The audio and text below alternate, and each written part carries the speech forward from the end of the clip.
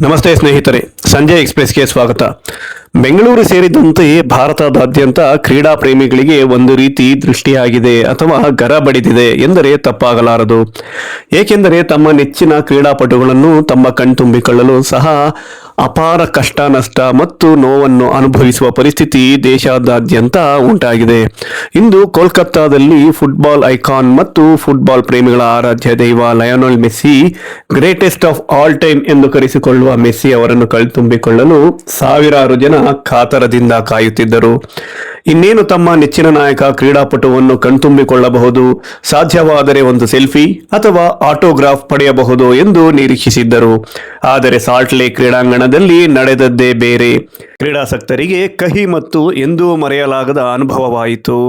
ಇದನ್ನು ಒಂದು ಕರಾಳ ದಿನ ಎಂದು ಸಹ ಕ್ರೀಡಾ ಪ್ರೇಮಿಗಳು ಕರೆದರು.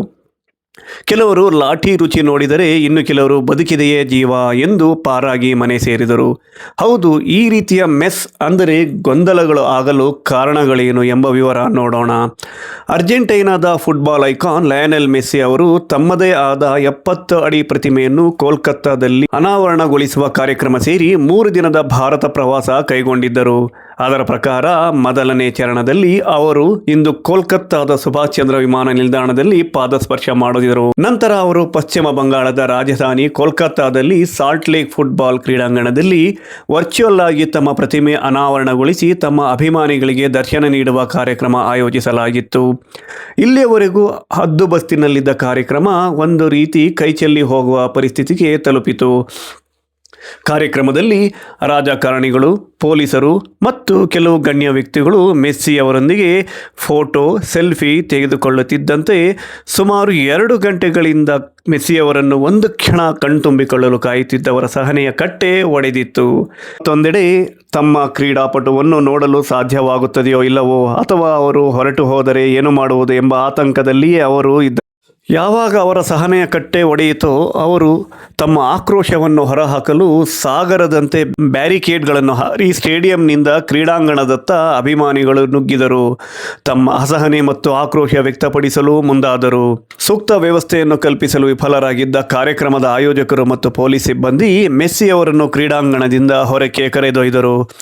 ಮೊದಲೇ ಸಹನೆಯ ಕಟ್ಟೆ ಒಡೆದಿದ್ದ ಅಭಿಮಾನಿಗಳು ಮತ್ತಷ್ಟು ಕೆರಳಿದರು, ದಂಗೆದ್ದರು. ಕುರ್ಚಿಗಳನ್ನು ಫುಟ್ಬಾಲ್ನಂತೆ ಕ್ರೀಡಾಂಗಣಕ್ಕೆ ಹಾರಿಬಿಟ್ಟರು. ಬಾಟೆಲ್ಗಳು ಮತ್ತು ಸಿಕ್ಕ ವಸ್ತುಗಳನ್ನು ಕ್ರೀಡಾಂಗಣದ ಒಳಗೆ ಎಸೆದರು.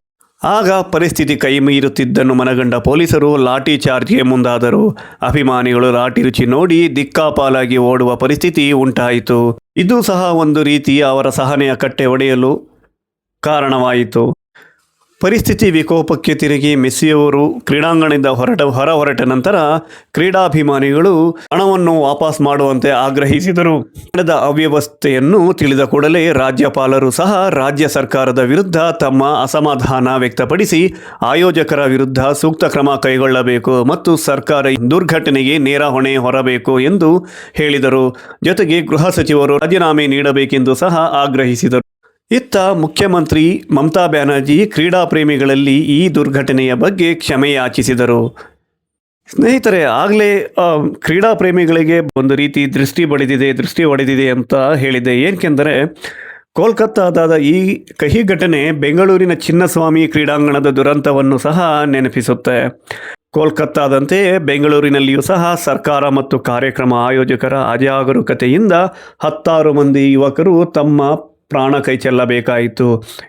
ಆದ್ದರಿಂದ ಯಾವುದೇ ಸಂಭ್ರಮಾಚರಣೆ ಅಥವಾ ಅತಿ ಹೆಚ್ಚು ಕ್ರೀಡಾ ಪ್ರೇಮಿಗಳು ಸೇರುವ ಸ್ಥಳಗಳಲ್ಲಿ ಸೂಕ್ತ ಭದ್ರತೆ ಒದಗಿಸುವ ಜವಾಬ್ದಾರಿ ಸರ್ಕಾರಗಳದ್ದಾಗಿರುತ್ತದೆ. ಒಂದು ವೇಳೆ ಸರ್ಕಾರ ಭದ್ರತೆ ಒದಗಿಸಲು ಅಶಕ್ತರಾಗಿದ್ದರೆ ಅಂತಹ ಕಾರ್ಯಕ್ರಮಗಳನ್ನು ಆಯೋಜಿಸಬಾರದು ಮತ್ತು ಸಾರ್ವಜನಿಕರ ಪ್ರಾಣದ ಜೊತೆ ಚೆಲ್ಲಾಟವಾಡಬಾರದು.